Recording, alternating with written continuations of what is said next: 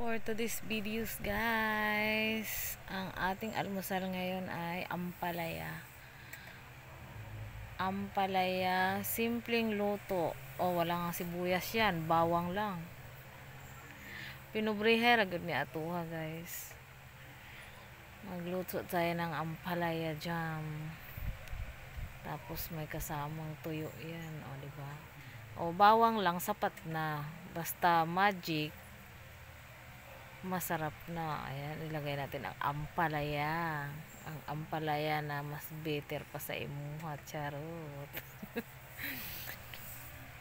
Ayan, simpleng lang, simpleng pamumuhay. Hindi na natin kailangan ng magarang buhay ngayon. Importante masaya. Ganun lang yun, masaya, walang sakit. Diba? Yan, bawang lang. Igisa mo lang sa bawang. Sapat na. Dapat may kamatis pa yan. Tsaka sibuyas. Walang pambili. Kaya ganyan lang. Oh, magic. Ang magic sarap ng ating hapagkainan. Igisa lang natin dyan. At least guys, may itlog kahit papano. Uy, mahal na rin ang itlog ngayon. 9 ang isa ng itlog. O, diba? Sangka pa. Oh, haluin.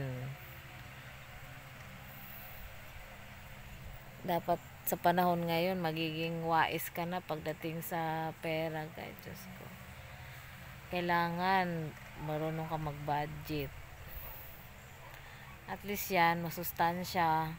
Mura pa, diba? O, itlog lang, ampalaya. Magkano lang din yan, di ba? Hindi abot 100.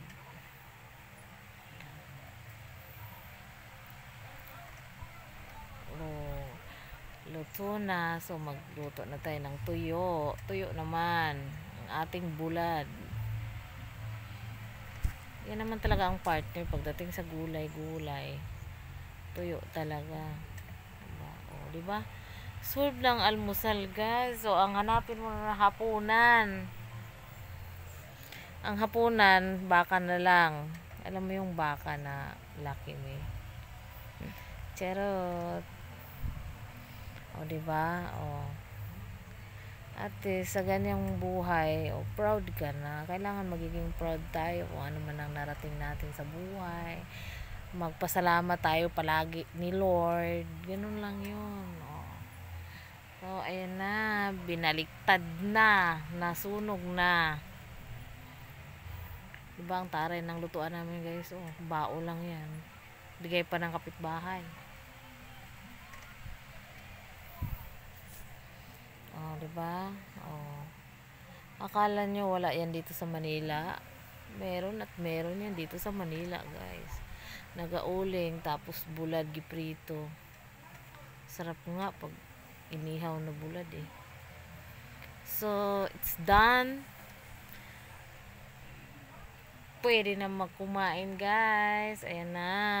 That's the finished product. O diba? Itsura pa lang, busog na. Saan ka pa? Thank you for watching.